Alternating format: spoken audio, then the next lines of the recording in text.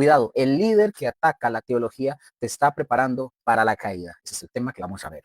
Vamos a ver, teología versus experiencia. ¿Qué es primero, la Biblia o las revelaciones? Vamos a hacer esta imagen, nos vamos a imaginar un domingo cualquiera, o un sábado, un jueves, o miércoles, o día que usted se congregue. Supongamos un domingo cualquiera. Hay una iglesia llena, la música es intensa, las luces crean una atmósfera de gloria, y el líder o el pastor en el escenario levanta las manos y en voz alta, y toma el micrófono y en voz alta grita y dice: no necesitamos tanta letra, el Espíritu nos está revelando cosas nuevas. La teología divide, pero la unción une. O dice: tengan cuidado con estudiar mucha Biblia porque la letra mata. Entonces, y la gente se vuelve loca, eufórica, empieza a aplaudir. Algunas personas hasta lloran, otros levantan las manos. Y todos ellos creen que están experimentando a Dios. Y después, unos meses o unos años después, ese mismo líder que pronunció esas palabras cae y salen las noticias. Wow, cae, algo pasó. Un escándalo sexual, malversación de fondos, abuso de poder, herejía declarada, un divorcio, adicción, y la congregación queda devastada preguntándose: pero ¿cómo pudo pasar esto? Si este pastor, este líder tenía tanta unción. Bueno, mis hermanos, para responder esas preguntas, yo les voy a decir cómo pasó. ¿Por qué, Luque? Porque la unción sin teología es un castillo construido sobre la arena. Por ejemplo, quiero mencionarles algo. Yo he escuchado a líderes carismáticos, a profetas autoproclamados y a apóstoles modernos decir frases o palabras como estas: tengan cuidado con estudiar teología. La teología los puede volver locos o los puede volver homosexuales. Eso lo han dicho algunas personas. Otros han dicho, y los he escuchado, hay videos de esto: yo tengo 3 doctorados en divinidades, pero yo no recomiendo la teología porque causa división. Los teólogos siempre quieren tener la razón. Otros que dicen: la mucha letra mata, lo profético es primero, no te metas mucha letra, el Espíritu te revelará la dimensión de gloria, sueños y profecías, dicen algunos. Todas estas frases, mis hermanos, no vienen de ateos, vienen de líderes cristianos. Y la gente las recibe de estas personas como que si fueran la misma voz de Dios. Hago una pregunta: ¿de dónde sale este tipo de pensamiento? ¿Por qué a algunos líderes les da miedo o incluso odian la teología? O sea, ¿cuál es su verdadera motivación? Y además de esto, ¿qué dice la Biblia sobre este tema que estamos hablando? Vean esta analogía para que comprendamos eso. Un edificio, mis hermanos, necesita 2 cosas para poder mantenerse en pie: una base sólida, supongamos que es la teología, y una decoración agradable, que es la experiencia. Si solamente usted tiene la base, el edificio es feo, pero no se cae. Si solo usted tiene la decoración, el edificio muy bonito. Si solo tienes la decoración, el edificio es muy bonito, hasta que viene la tormenta, o viene el temblor, la sacudida, y ahí queda. Lo que se llama unción, mis hermanos, sin doctrina, es como una casa con lámparas de cristal, alfombras caras y paredes muy hermosas, pero está puesta sobre la arena. Y cuando la tormenta o los terremotos llegan, ¿qué crees que va a suceder con esa casa, con ese edificio? Se derrumba. Entonces, mis hermanos, hoy en este estudio yo voy a desmontar esta falsa dicotomía o esta falsa separación entre teología y experiencia, y vamos a exponer la verdadera motivación detrás de aquellos líderes que atacan el estudio bíblico. Y vamos a demostrar con la escritura que la teología no es el enemigo es la ignorancia. Amén. Empecemos con la primera parte. ¿De dónde viene este discurso? O sea, de lo que venimos del contexto del movimiento, lo que estamos hablando. ¿De dónde viene este discurso? Para poder comprender, mis hermanos, por qué algunos líderes menosprecian la teología, ustedes y yo tenemos que entender el movimiento del que estos líderes provienen. Entonces, vamos a ver el primero, el movimiento carismático neopentecostal. El movimiento carismático, ¿verdad? También llamado neopentecostal, surgió este movimiento a fines de los años 1950-1960 como un movimiento de renovación espiritual que enfatiza los dones del espíritu, la alabanza expresiva, la sanidad, la profecía y las lenguas. A diferencia del pentecostalismo clásico, este movimiento no se limitó a una denominación. Este movimiento se infiltró en iglesias bautistas, en metodistas, episcopales, católicas, entre otras. Y dentro de este movimiento, mis hermanos, surgió una rama conocida como el movimiento apostólico y profético moderno, que enseña que Dios, este movimiento enseña que Dios está restaurando los oficios de apóstol y de profeta en nuestros días, y que estos líderes tienen autoridad para recibir nueva revelación y gobernar sobre la iglesia.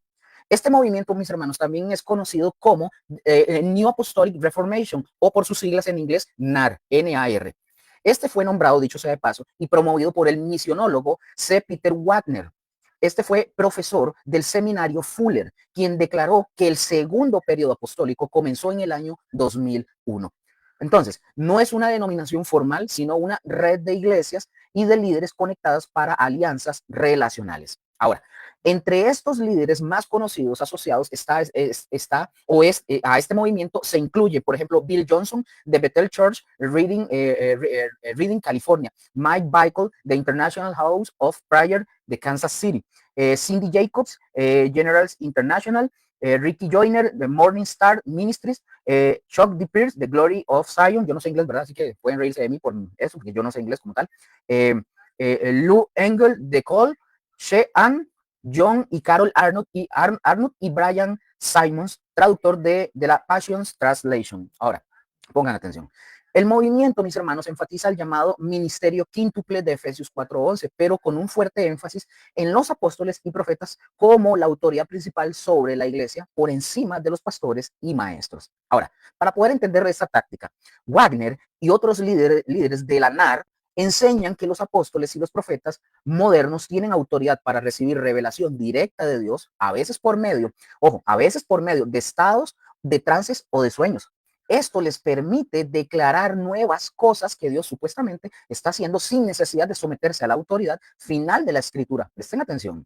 Por eso es tan común, mis hermanos, escuchar decir frases como el Espíritu me reveló, Dios me mostró en un sueño, estamos entrando en una nueva temporada, hay una nueva unción. Si no hay un anclaje en la palabra escrita, cualquier cosa puede ser revelación. Y ese es el peligro del que estamos hablando. Algunos de estos líderes, mis hermanos, no todos, pero sí muchos, comenzaron a enseñar que la experiencia es superior a la doctrina, que lo profético es primero, que la teología divide y que la unción es más importante que el estudio de la Biblia. Entonces, veamos lo que la Biblia dice al respecto de esto. La escritura es sumamente clara. La iglesia fue edificada sobre el fundamento de los apóstoles y los profetas, Efesios 2:20. Pero esto no se refiere, pongan atención, esto no se refiere a una jerarquía eclesiástica moderna de autoproclamados apóstoles. Se refiere a la doctrina que los apóstoles y profetas del primer siglo recibieron por revelación y escribieron en la Biblia.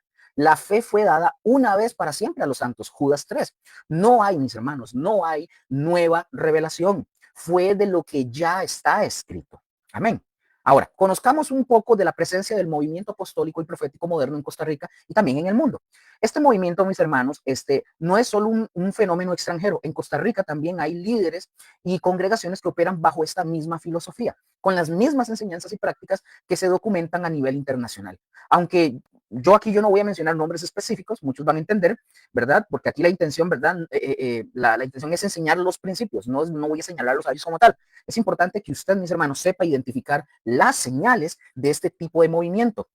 Veamos las características comunes del movimiento apostólico y profético moderno, del NAR, que se pueden observar en Costa Rica y el mundo. Punto número 1, autodenominación de apóstoles y profetas. Estas son personas, mis hermanos, que se otorgan a sí mismos títulos que la Biblia reserva para los líderes de la iglesia primitiva, sin la debida autorización ni el respaldo bíblico. Luego, diezmo adelantado o siembra de fe. Ellos enseñan que usted debe de dar dinero, a veces pidiendo prestado, o que usted venda pertenencias, casas, carros o lo que sea, para que Dios a usted le devuelva multiplicado. Eso es una transacción financiera disfrazada de fe. Luego, está la venta de artículos ungidos, aceites, aguas, paños, profecías escritas, ofrendas de fe con supuestos poderes especiales. Cobran por lo que Dios da gratis. Otro, gobierno apostólico centralizado. Solo un hombre, el apóstol o el pastor o el maestro o el profeta, tiene la autoridad final. No hay rendición de cuentas, no hay un contrapeso, no hay una pluralidad de ancianos como enseña la escritura. Luego otro punto, nueva revelación continua. Todos ellos enseñan que Dios sigue dando revelaciones fuera de la Biblia, sueños, visiones, profecías, palabras directas, etcétera, y que esa revelación tiene la misma autoridad que la escritura. Otro punto, teología de la dominación. Ellos enseñan que los cristianos deben tomar el control de los 7 pilares de la sociedad. ¿Cuáles son? Gobierno, educación, economía, familia, religión, medios y artes, para poder establecer el reino de Dios antes del regreso de Cristo. Y otro punto, espiritualización de la pobreza. Ellos prometen prosperidad material como garantía divina, pero mientras tanto los miembros viven en pobreza y los líderes viven en opulencia y entran en BMW y en carros, grandes carros, ¿verdad? Otro, eventos vamos a ver eventos comunes asociados a este movimiento que también se han realizado en Costa Rica y en otros países. Por ejemplo, han habido encuentros de apóstoles y profetas con líderes internacionales, han habido conferencias apostólicas sobrenaturales, campañas de gloria y avivamientos con énfasis en señales, prodigios y nuevas revelaciones, y cursos de guerra espiritual y maestrías apostólicas. El problema, mis hermanos, con todo esto no son las personas, el problema son las enseñanzas, y esas enseñanzas están documentadas a nivel internacional por autores como, por ejemplo, C. Peter Wagner, quien acuñó el término New Apostolic Reformation, y por críticos, pongan atención, y por críticos del movimiento como el fallecido profesor de teología John W. Robbins, el pastor pentecostal también Ken Philpott, y organizaciones de discernimiento como Apologetics Index y Heresy Hunter. Ok, o sea, están documentados. Entonces, veamos lo que la Biblia dice al respecto. Sobre el diezmo adelantado, dice el texto, cada uno dé como propuso en su corazón, no con tristeza ni por necesidad, porque Dios ama al dador alegre. 2 Corintios 9:7. El dar no es una transacción comercial. Otro punto, sobre la venta de artículos ungidos. Tu dinero perezca contigo porque has pensado que el don de Dios se adquiere con dinero. Hechos 8:20. La unción no se vende. Otro punto, sobre el gobierno apostólico con un hombre con autoridad absoluta. Dice el texto, Cristo es la cabeza de la iglesia. Efesios 5:23. La iglesia, mis hermanos, no es una dictadura apostólica. El modelo bíblico es pluralidad de ancianos, de líderes, de pastores. Hechos 14:23 y Tito 1:5. Ahora, sobre la revelación directa fuera de la Biblia, dice el texto bíblico, la fue dada una vez para siempre a los santos, Judas 3. No hay una nueva revelación, no hay ninguna nueva revelación que haya que añadirle a la escritura. Ahora, sobre la prosperidad garantizada, si usted da, dice el texto bíblico, he aprendido a contentarme cualquiera que sea mi situación. Filipenses 4:11. La verdadera prosperidad, mis hermanos, es el contentamiento, no la acumulación. Vean, para poder entender el peligro de esto. Cuando un líder, cuando un líder enseña que usted tiene que dar dinero, aunque usted no tenga, para que usted pueda recibir bendición, y que usted tiene que comprar artículos ungidos, y que él o esa persona, ese líder, tiene la autoridad apostólica sobre tu vida, estás ante una manipulación, no es un evangelio. La escritura es sumamente clara. Por sus frutos los conoceréis. Mateo 7:16. Pregunta, los frutos de este movimiento, ¿estamos hablando? Bueno, en muchos casos, pongan atención, veamos los frutos de eso. En muchos casos de estos movimientos, ¿cuáles son los frutos de ellos? Opulencia de los líderes, ¿verdad? Pobreza de los seguidores, manipulación financiera, autotitulación de autoridad y dependencia emocional de los miembros hacia los líderes. Eso no es de Dios, mis hermanos. Eso no es de Dios. Entonces pregunto, aquí para continuar con esto, ¿cómo discernir o cómo discernimos si una iglesia o un líder está influenciado por este movimiento? Bueno, debemos de hacernos algunas preguntas. Pregunta número 1. ¿El líder se autodenomina apóstol o profeta? Si la respuesta suya es sí, bueno, otra pregunta, ¿tiene este título de esta persona, tiene respaldo bíblico o es auto-otorgado? Otra pregunta, ¿enseñan que debes dar dinero para activar bendiciones? Y si es así, viene otra pregunta, ¿el dinero es un medio para recibir de Dios o una respuesta de gratitud? Otra pregunta, ¿venden artículos ungidos, aceites, aguas, paños, etcétera? Si es así, ¿Dios vende su unción o la da gratis? Otra pregunta, ¿la iglesia tiene un solo líder con autoridad incuestionable? Si es, la respuesta es sí. Pregunto, ¿hay alguna pluralidad de ancianos o una sola persona en tu congregación decide todo? Otra pregunta, ¿promueven nuevas revelaciones fuera de la Biblia? Si es así, entonces, ¿se somete esa revelación a la escritura o está por encima de la Biblia? Para que usted lo analice, lo piense, lo mastique. Aquí quiero hacer una advertencia muy clara. Yo no estoy diciendo, pongan atención, yo no estoy diciendo que toda iglesia que habla de profecía sea parte de este movimiento. Yo no estoy diciendo eso. Yo no estoy diciendo que todo líder que usa el título de apóstol sea falso. Estoy diciendo, lo que sí estoy diciendo es que debemos probarlo todo, como dice Primera de Tesalonicenses 5:21, y que cuando las prácticas y enseñanzas contradicen la escritura, ustedes y yo debemos rechazarlas. Aunque vengan de un líder con unción, aunque tengan avivamiento y aunque la gente aplauda. La verdad, mis hermanos, no se decide por popularidad. La verdad está en la palabra de Dios. Amén. Ahora, ahora aquí viene una cuestión interesante, porque esto ha sucedido y yo lo he escuchado y me lo han preguntado. ¿Por qué algunas profecías parecen cumplirse? Vamos a ver aquí la estadística del engaño. Muchas personas se han acercado o conocidos muy cercanos me han dicho, Luker, si estos movimientos son falsos, ¿por qué hay personas que testifican que se les cumplió lo que les profetizaron? ¿Por qué algunos recibieron, por ejemplo, dinero, viajes, trabajos o vieron sus sueños cumplidos?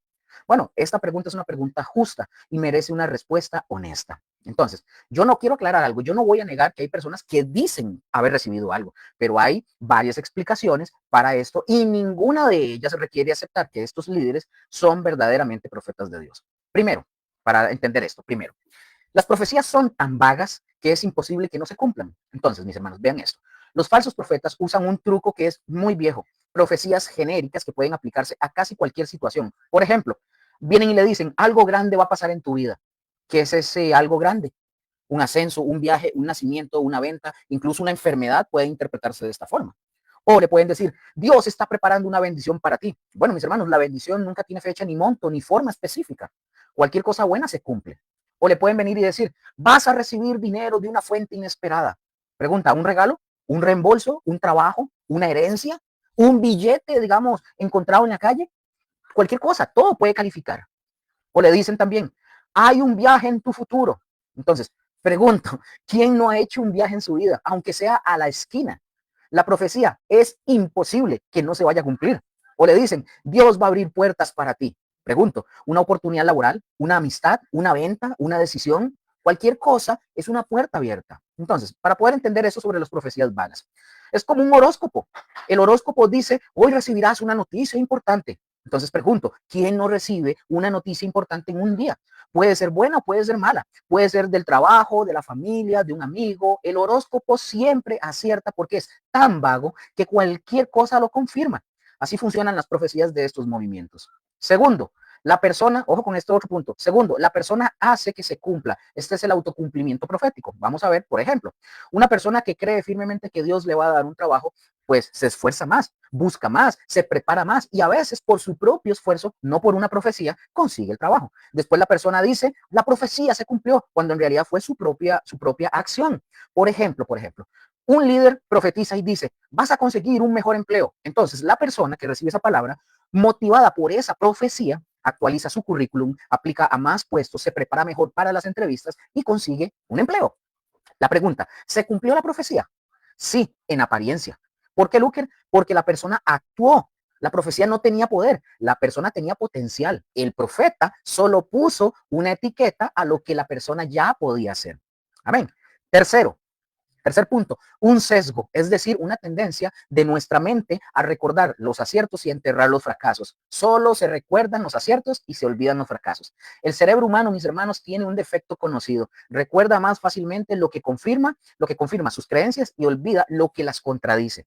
Por ejemplo, si un profeta da 20 profecías y solo 2 se cumplen, ¿qué recuerda la gente? Las 2 que se cumplieron. Y las 18 fallidas se olvidan. Y si alguien las recuerda, el líder tiene una excusa ya lista para decirle, es que usted no tuvo suficiente fe, usted no declaró bien, o el enemigo te la robó, o estás bajo maldición o pecado. Wow. Así, mis hermanos, la culpa nunca es del profeta, siempre es del que recibe la profecía. Voy a poner este ejemplo para que vean cómo funciona esta trampa. Un profeta le dice a 100 personas, algo grande va a pasar en tu vida. Algo grande va a pasar en tu vida en los próximos 6 meses.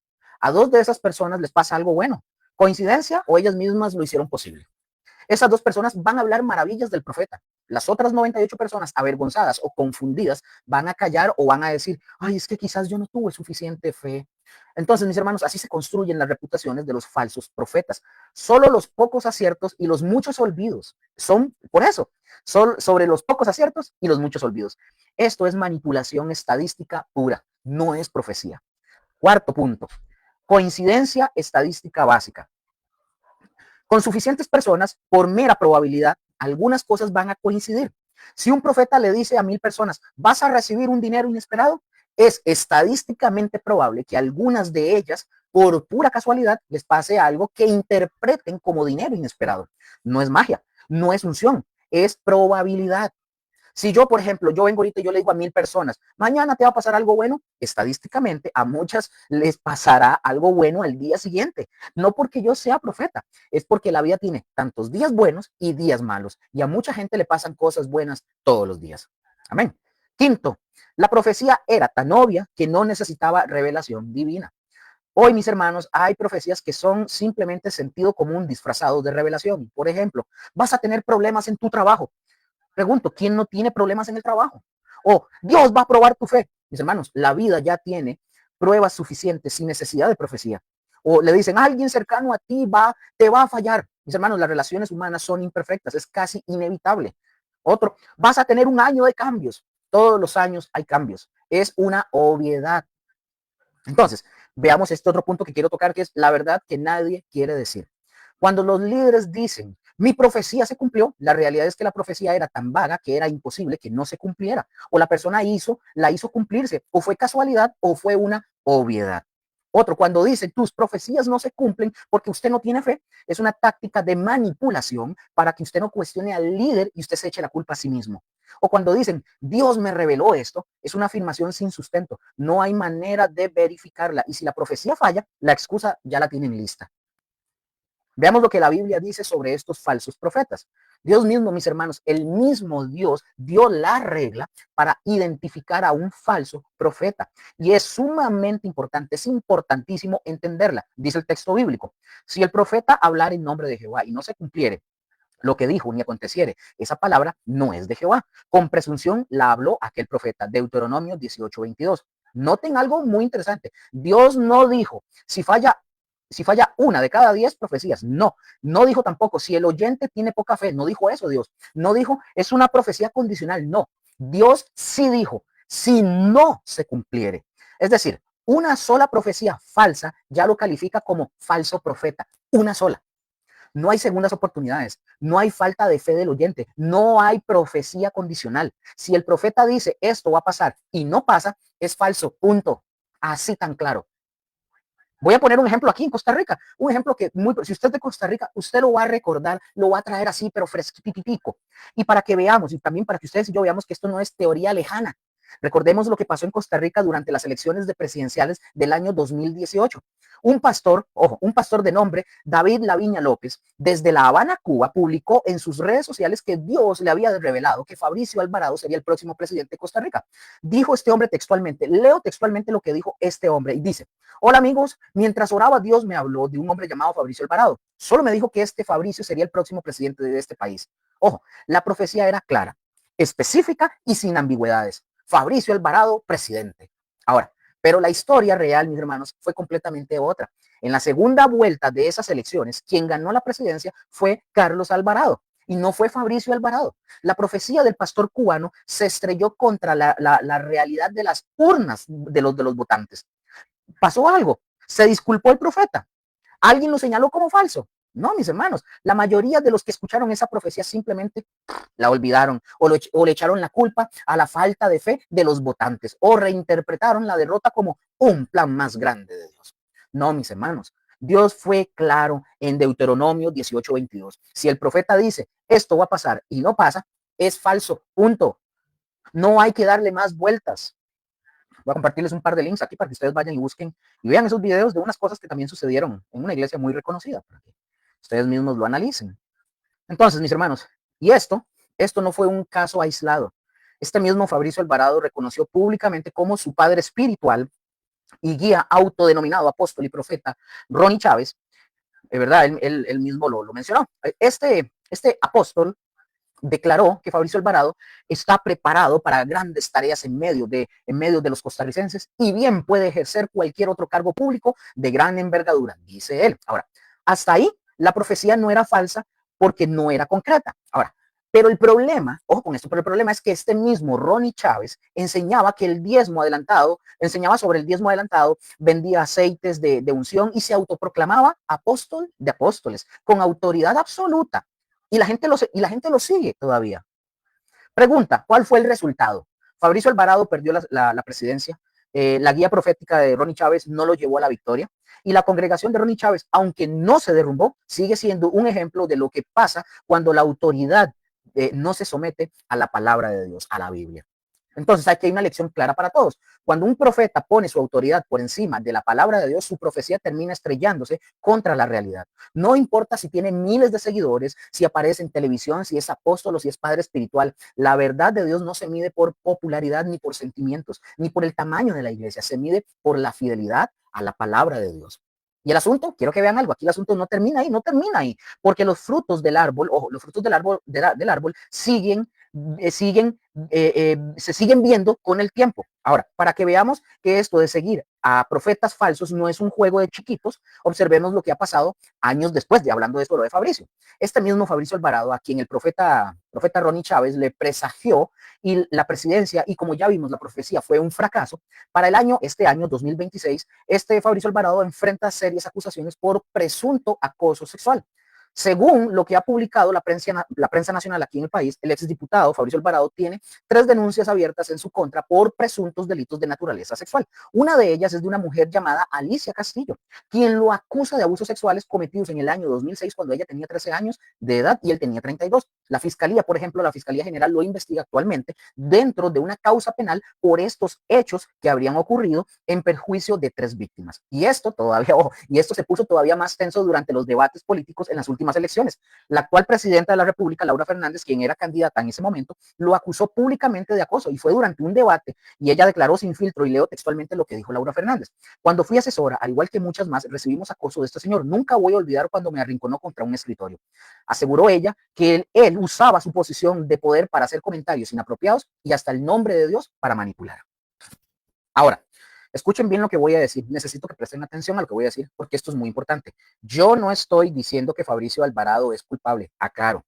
Yo no lo estoy diciendo. Él, Fabricio Alvarado, por su parte, él ha dicho en reiteradas ocasiones que todo es parte de una campaña sucia en contra de él. La ley, mis hermanos, es la que debe determinar si de lo que se le acusa es verdad o no. Y hasta que un juez lo diga lo contrario, Fabricio Alvarado tiene el derecho a la presunción de inocencia. Entonces, ¿por qué traigo este caso a colación en el tema? Por una razón muy simple y sencilla, mis hermanos, porque el fruto se ve con el tiempo. Este hombre fue apadrinado por un apóstol, por Ronnie Chávez, que le profetizó la presidencia. Este apóstol lo bendijo, lo declaró preparado para grandes tareas y hasta lo presentó como su hijo espiritual. Y entonces, ¿qué ha pasado años después? Escándalos, denuncias por acoso, señalamientos públicos de acoso laboral y un cristianismo puesto en desconfianza delante de toda la nación.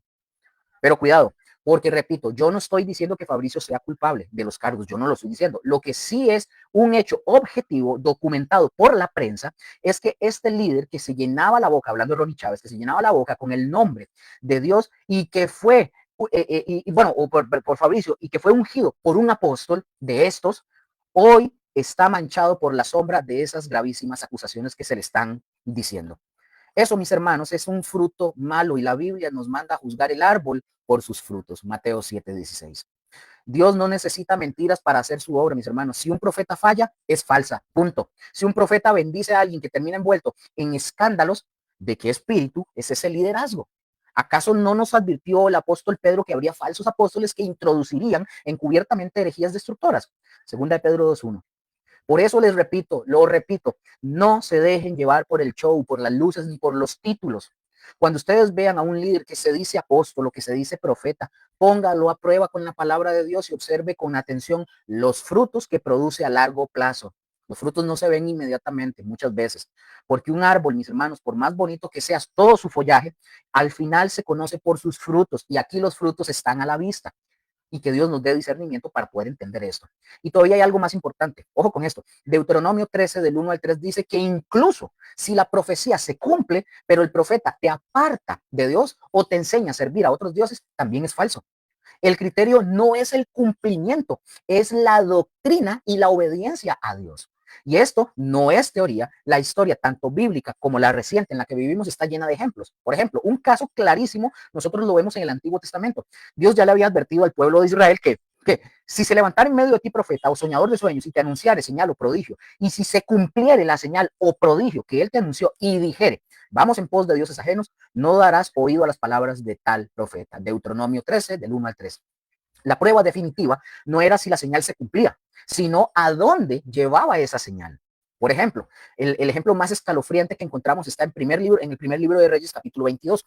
El rey Acab, el rey Acab de Israel quería ir a la guerra. Consultó a 400 profetas oficiales de la corte y todos le dijeron lo mismo: vaya rey, porque el Señor le va a entregar, el Señor se la entregará en las manos del rey. El profeta Sedequías, ojo, el profeta Sedequías, líder de esos 400 profetas, incluso fabricó cuernos de hierro y profetizó diciendo, con estos acornearás a los sirios hasta destruirlos. Una profecía sumamente espectacular, con un acto profético dramático. Y sin embargo, era completamente falsa. Acab fue a la guerra y murió en esa guerra. El único profeta que le dijo la verdad a Acab fue Micaías, pero él fue encarcelado por no alinearse con la mayoría de estos 400 profetas. Ahora, avancemos al siglo primero. El mago Simón, Hechos 8 del 9 al 11, era conocido como, este hombre era conocido como el gran poder de Dios en Samaria. La Biblia dice que los había asombrado por mucho tiempo con sus artes mágicas. Este hombre, mis hermanos, hacía cosas sobrenaturales que la gente podía observar y mucha gente lo seguía. Pero cuando llegó Felipe predicando a Cristo, Simón el mago quiso comprar el poder del Espíritu Santo con dinero. Su doctrina era corrupta, su corazón no estaba bien con Dios, aunque tuviera poder. Ahora, pero esto no se quedó solamente en la Biblia. Uno de los primeros grandes herejes de la historia de la iglesia fue Montano, de donde surge el montanismo. Yo hablo de esto en la historia de la iglesia, que está en mi canal de YouTube. Fue Montano en el siglo segundo. Este Montano, mis hermanos, afirmaba que que él era el profeta final del Espíritu Santo y que traía nueva revelación. ¿A qué le suena esto? Para ganar seguidores, algunos historiadores señalan que pudo haber usado trucos físicos y estados de trance para poder impresionar. Sus seguidores, los montanistas, no montañistas, montanistas, tenían grandes experiencias místicas y visiones apocalípticas. Y aunque no hay un registro de que todas sus profecías fallaran, la iglesia primitiva los condenó porque su doctrina final apartaba a la gente de la autoridad de la escritura y los llevaba a confiar en nuevas revelaciones. Montano dijo que él era el instrumento del Espíritu Santo para hablar a la iglesia en los últimos tiempos. ¿Y cuál fue el resultado? Una herejía que sembró división en el cuerpo de Cristo. Así de simple. Ahora, saltando al mundo moderno, aunque el ejemplo no es idéntico, vamos a ver, por ejemplo, al líder sectario David Koresh. Muchos escuchamos esa historia en los años 90. David Koresh en los años 90, que también encaja en este principio. También hay otro que no lo puse, pero ustedes pueden buscar a Jim Jones. Es otro caso que es también parecido, pero en este caso el Koresh. Este Koresh se autoproclamaba el Cordero de Dios y el único intérprete del libro del Apocalipsis. Su capacidad para memorizar y retorcer las escrituras era sumamente asombrosa, la de este hombre, y muchos lo seguían por su aparente conocimiento profundo. Él llevó a su congregación, que se les llamaban los davidianos, a un aislamiento total, digamos, a un acaparamiento, ¿verdad?, de armas y a una confrontación mortal con el gobierno de los Estados Unidos. Y este hombre decía que era la reencarnación de Jesucristo. La doctrina de este hombre era una perversión total del evangelio y los que lo siguieron terminaron muertos en un incendio allá en Waco, Texas. Pero volvamos a esta advertencia clave de Deuteronomio 13 del 1 al 3. La escritura nos dice que incluso si la señal o el prodigio del profeta se cumple, pero su mensaje final te aparta del Dios verdadero, ese profeta es falso, sin importar el éxito de su predicación. El criterio final, mis hermanos, no es el espectáculo, sino la lealtad a la palabra de Dios. Un ejemplo más, un ejemplo perfecto de este principio lo vemos en la historia del coreano Sun Myung Moon. En 1954, este hombre fundó en Corea del Sur la Iglesia de la Unificación, autoproclamándose el Mesías viviente, enviado para completar la misión que Jesús no pudo terminar. Oh, qué peligroso. Moon construyó un imperio financiero y político masivo y aunque no realizaba magia callejera, su doctrina, que niega la exclusividad de Cristo, es el ejemplo perfecto de alguien que, aunque haya predicho cosas que se cumplieron, como su propio éxito terrenal, apartó a millones de la verdadera fe. La lección aquí es la misma. Una doctrina que niega la esencia del evangelio descalifica al profeta, sin importar cuán impresionante sea su ministerio aparente. Y, por supuesto, no podemos olvidarnos del caso, ¿verdad?, de Alejandro Abonutico, descrito por el escritor Luciano de Samosata en el siglo II. Este personaje, mis hermanos, fundó un oráculo en torno a una serpiente llamada Glicón. Ponía una serpiente domesticada con una cabeza falsa en un templo y daba oráculos a los crédulos, amasando una gran fortuna y poder. Este hombre usaba trucos como abrir cartas selladas con hojas calentadas y dar respuestas tan vagas y a veces asertivas que muchos creían que era un verdadero profeta de Esculapio.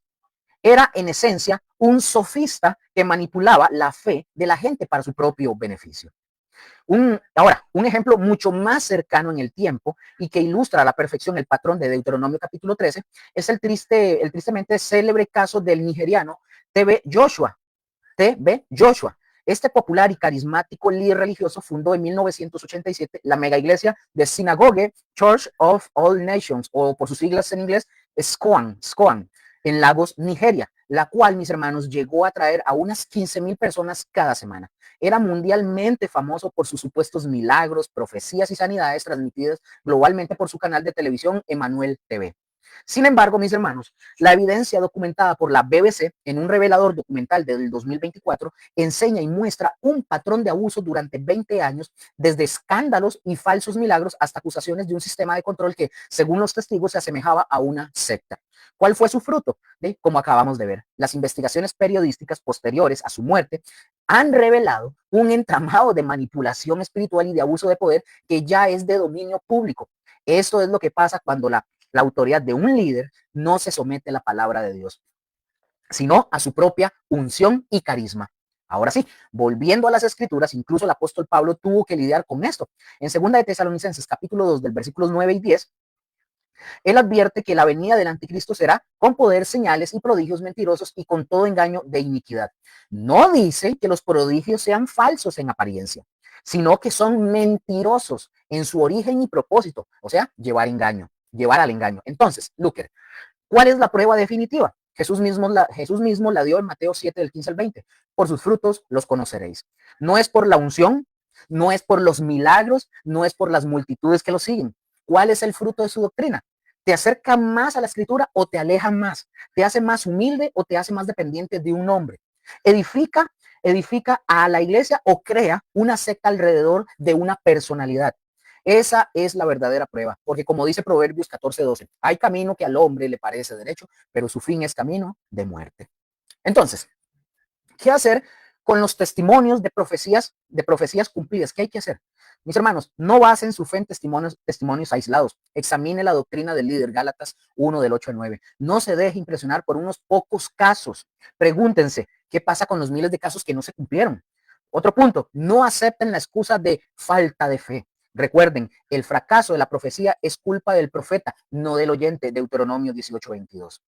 Entonces, si alguien le dice a usted o a cualquiera de su familia o amigos, lo que sea, ay, a mí sí se me cumplió lo que me profetizó, usted le puede responder con todo respeto, pero con firmeza a esta persona. Se le puede decir, me alegra que algo bueno haya pasado, pero no puedes basar tu fe en eso. La Biblia nos enseña que el criterio para discernir a un profeta no es si algunas de sus profecías se cumplen, como dice Deuteronomio 13, el 1 al 3. Dice que incluso si se cumplen, pueden ser falsos y si te apartan de Dios. Además, el propio Dios puso una regla clara. Si una profecía no se cumple, es falsa. Deuteronomio 18:22. Pregúntese, ¿cuántas profecías de ese líder que a usted le encanta no se han cumplido?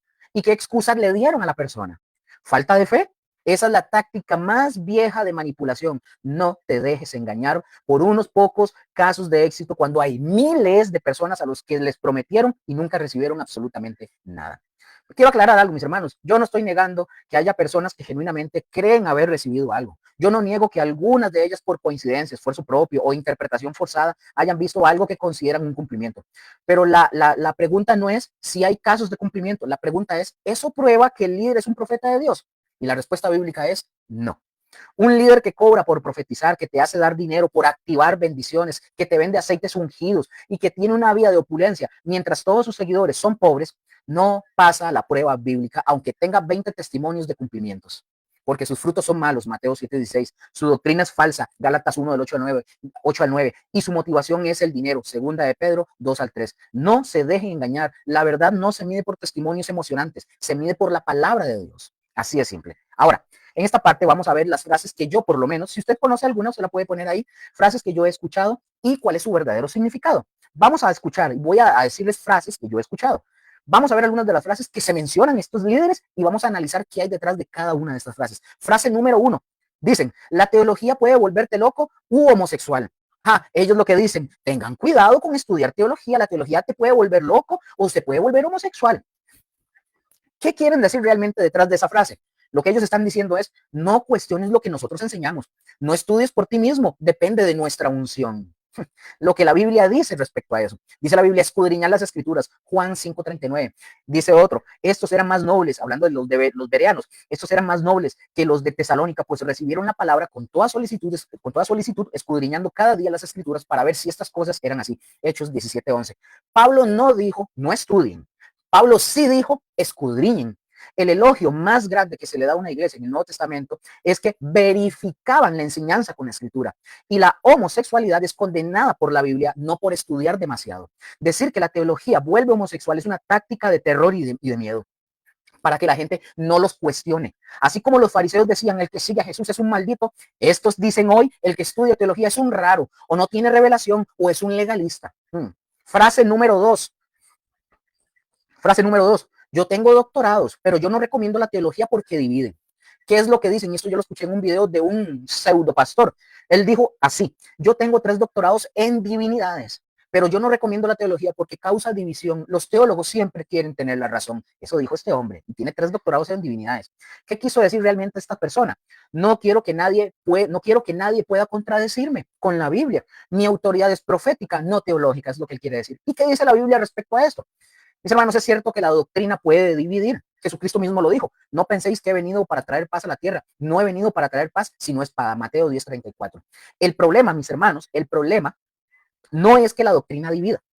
El problema es que la gente se divide por ella. Pero Pablo también dijo, porque es necesario que entre vosotros haya disensiones para que se hagan manifiestos entre vosotros los que son aprobados. 1 Corintios 11:19. Entonces, la división no es mala cuando separa la verdad del error. Un falso profeta es el que quiere evitar la división a toda costa para poder mantener su autoridad incuestionable. Y sobre la frase que también ellos dicen, los teólogos siempre quieren tener la razón. Pregunto, ¿acaso Jesús no quería tener la razón cuando confrontó a los fariseos? ¿Acaso Pablo no quería tener la razón cuando confrontó a Pedro en Gálatas 2:11? Tener la razón no es el pecado es no tenerla y pretender que sí la tengo. Quiero hacer una reflexión con respecto a esta frase, una frase que dice la doctrina divide. Por ejemplo, el teólogo R.C. Sproul comentó sobre este tema y él dijo, leo la cita textualmente como lo dijo Sproul, ¿por qué divide la doctrina? Porque a los creyentes les importa el contenido de su fe. La controversia más volátil en la historia de la teología fue la reforma del siglo XVI, porque se luchaba por el asunto básico, ¿qué debo hacer para ser salvo? La doctrina, mis hermanos, divide porque la verdad divide, pero la verdadera unidad no es la ausencia de división, es la unidad en la verdad. Así de simple. Frase número 3, dice la otra frase que he escuchado. La mucha letra mata, lo profético es primero, no te metas mucha letra, no estudien mucho. Lo que ellos quieren decir, no estudio teología porque la mucha letra mata, nosotros promovemos los eventos porque para que la gloria de Dios descienda y cree una atmósfera de gloria. Lo profético es primero, no te metas mucha letra, el Espíritu te revelará la dimensión de gloria, sueños y profecías. ¿Qué es lo que realmente ellos quieren decir con eso? No necesitas la Biblia si tienes nuestras revelaciones. Tus sueños y profecías son más importantes que lo que dice la Escritura. ¿Qué dice la Biblia sobre esto? La frase, la letra mata, más el espíritu vivifica, en 2 Corintios 3:6, está completamente fuera del contexto. Ellos la sacan fuera del contexto. Pablo no está diciendo que leer la Biblia sea malo. Está diciendo, cuando él dice la letra, está diciendo la ley. La letra no puede salvar, la ley no puede salvar, solo el espíritu puede dar vida. Ya eso es muy diferente. Los falsos maestros usan este versículo para desacreditar el estudio de la Biblia, pero es una manipulación grave. Lo profético no es primero si contradice la escritura. La Biblia es la autoridad final. Dice el texto, examinarlo todo, retener lo bueno. 1 Tesalonicenses 5, 21-22. Entonces, ¿cómo examinamos nosotros? Pregunto, ¿cómo examinamos nosotros? Con la Biblia en la mano. El hecho de que alguien tenga un sueño o una profecía no lo hace superior a la palabra escrita. De hecho, mis hermanos, el Nuevo Testamento advierte constantemente contra los falsos profetas. Mateo 7:15, Mateo 24:11, 2 de Pedro 2:1, 1 de Juan 4:1. Y el criterio para probarlos es la doctrina, es lo que enseñan y sus frutos, cómo viven. Ahora, ¿por qué dicen todo esto? Vamos a ver la motivación real detrás de de esas frases, de lo que ellos dicen. Ahora vamos a ser sinceros. ¿Por qué algunos líderes cristianos atacan la teología?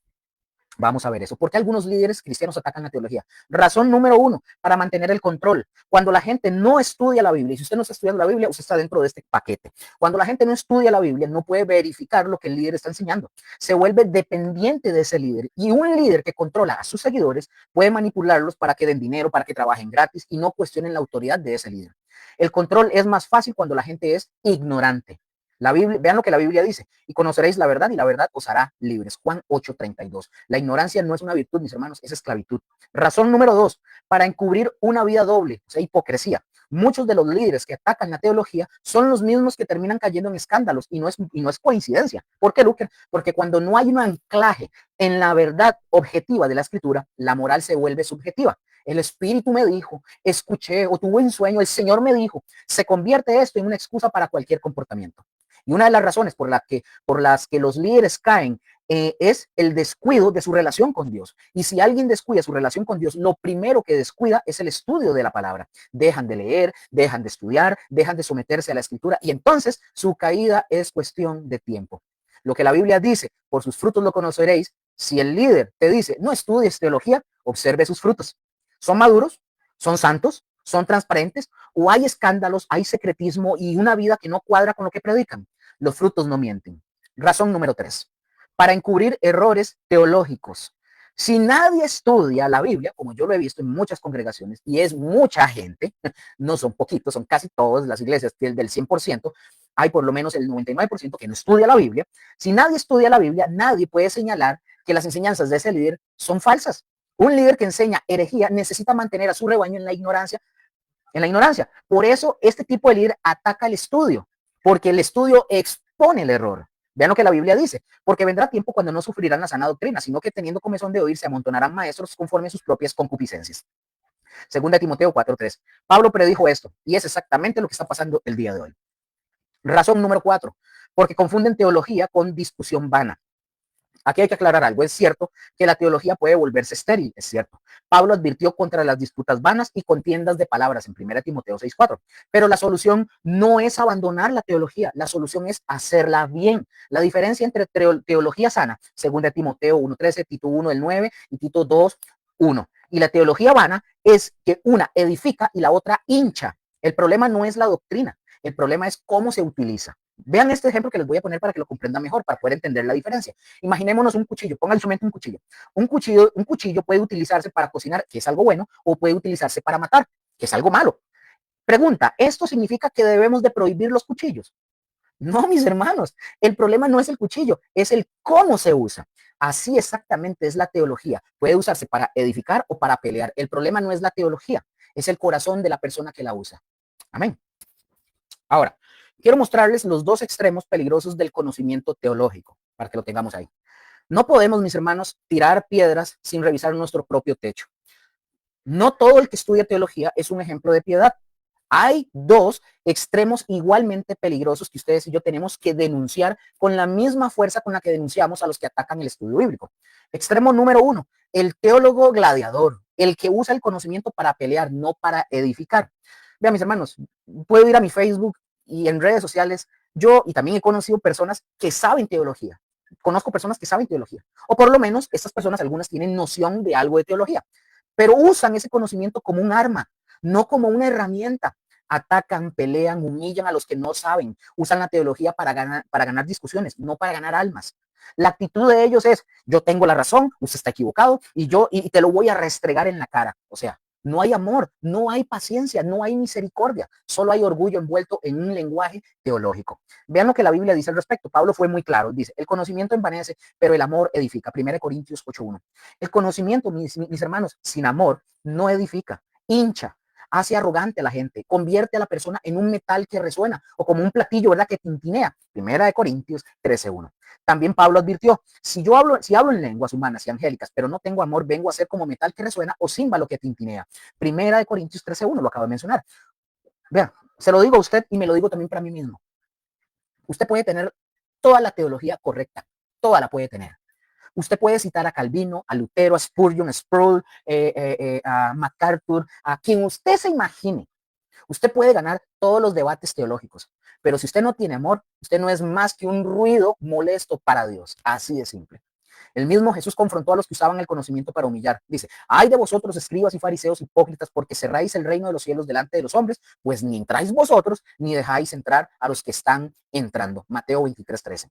Los fariseos sabían la ley, sí, la estudiaban, sí, la enseñaban, sí, pero su conocimiento no los acercaba a Dios, los alejaba y además impedían que otros entraran. Vamos a entender este error así. Imaginémonos a un médico que tiene el conocimiento para curar una enfermedad mortal.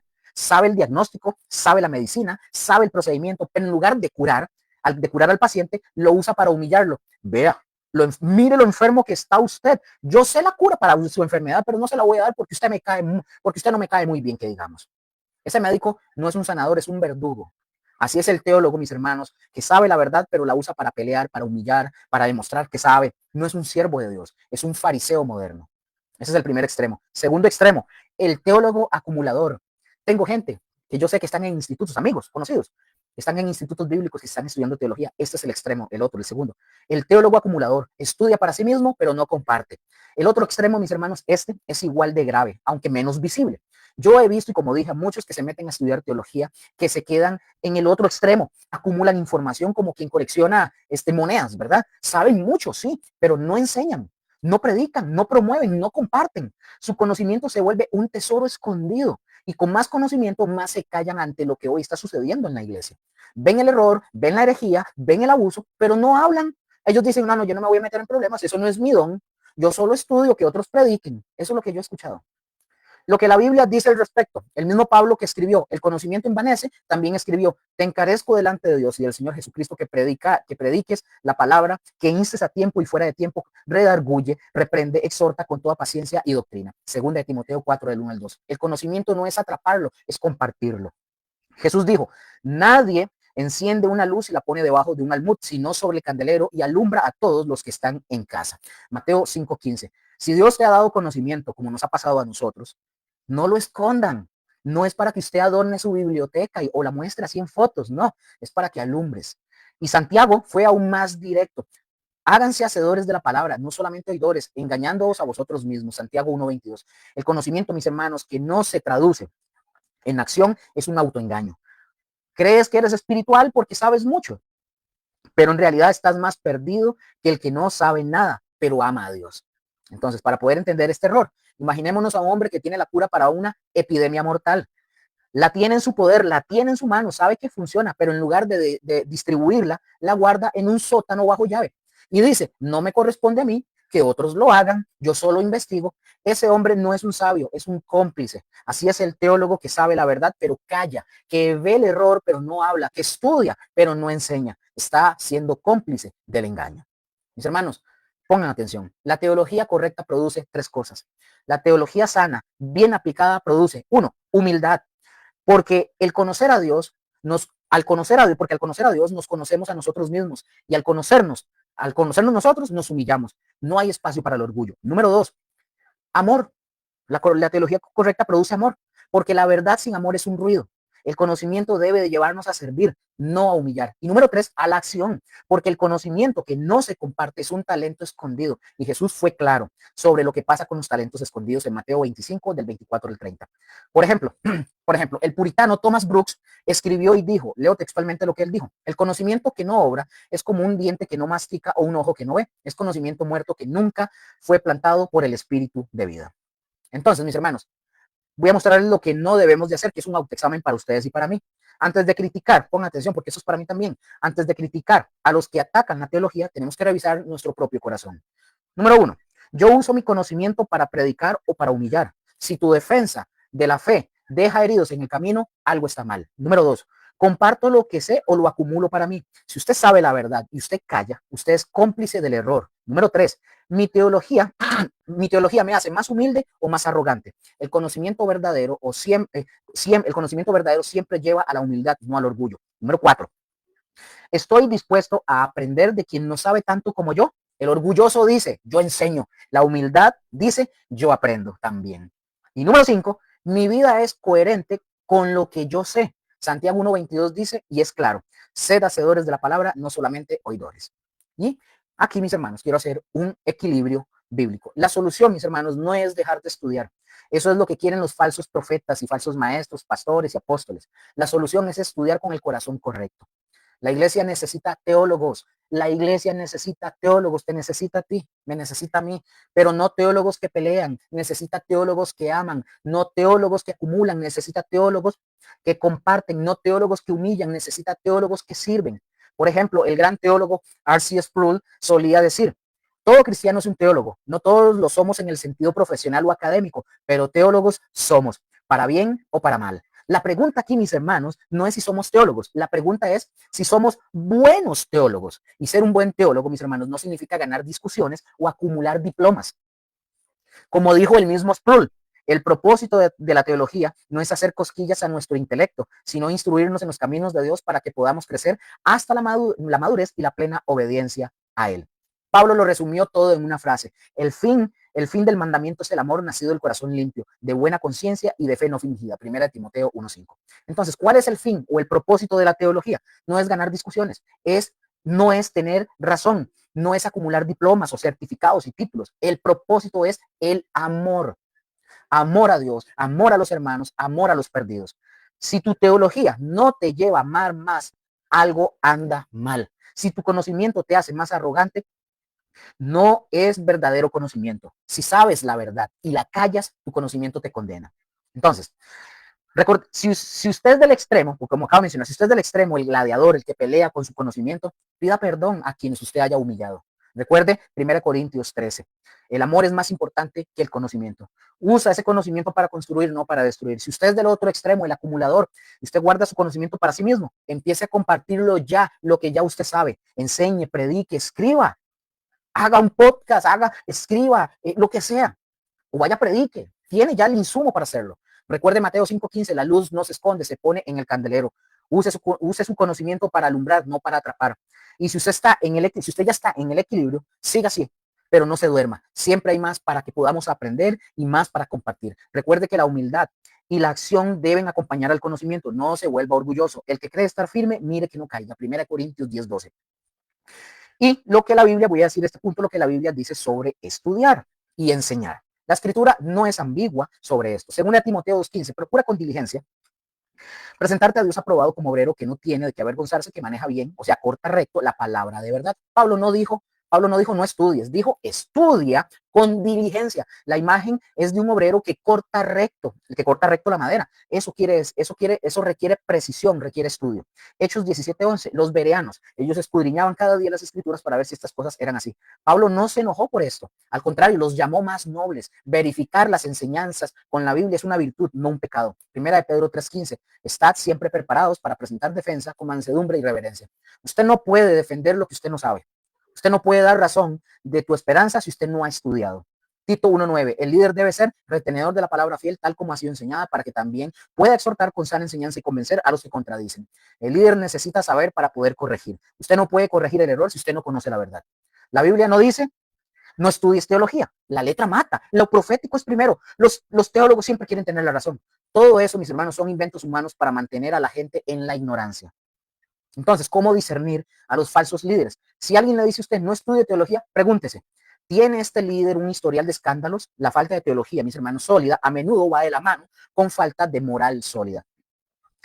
¿Es transparente en sus finanzas y en su vida? Los que atacan la teología por lo general esconden algo. La luz expone, la oscuridad esconde.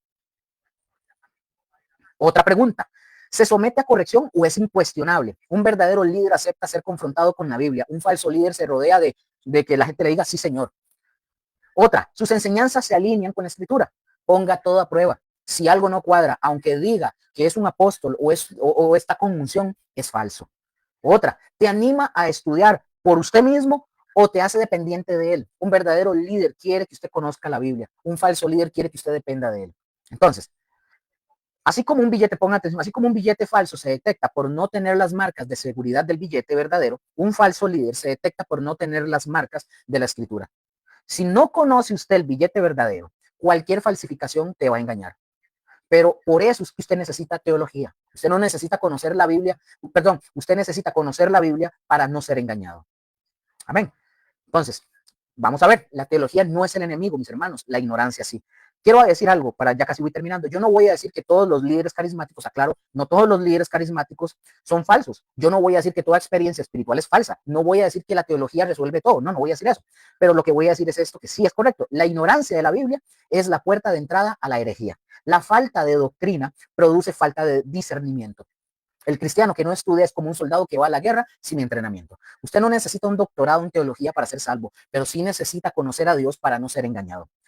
Y una advertencia, yo no estoy diciendo que todos los que hablan de sueños, profecías y unción sean falsos, no estoy diciendo eso, pero sí estoy diciendo que cualquier enseñanza que a usted lo aleje de la Biblia es peligrosa. Cualquier líder que a usted lo desanime a estudiar es sospechoso. Cualquier movimiento que minimice la doctrina te está preparando para la caída. Entonces, como una aplicación práctica, si alguien le dice a usted, no estudio teología, pregúntele, ¿por qué no quiere que estudie la Biblia? Si un líder le dice, la letra mata, bueno, lea 2 Corintios 3:6 en el contexto. Ustedes se van a dar cuenta que no es lo que dice. Si te ofrecen profecías o sueños como autoridad, compárelos con la Biblia. Si contradicen la Biblia, deséchelos.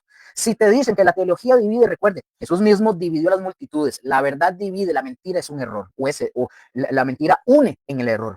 Si te presionan a tener experiencias sin doctrina, huya de ahí. La experiencia sin verdad es una montaña rusa emocional que termina en el vacío. Y como recordatorio final, la reforma protestante fue en esencia un retorno al estudio de la Biblia. Lutero, Calvino, Zwingli, Knox, todos fueron teólogos, estudiaron, tradujeron, escribieron, enseñaron y la iglesia fue restaurada. Hoy los que atacan la teología están haciendo el trabajo del enemigo, mantener a la iglesia en el oscurantismo.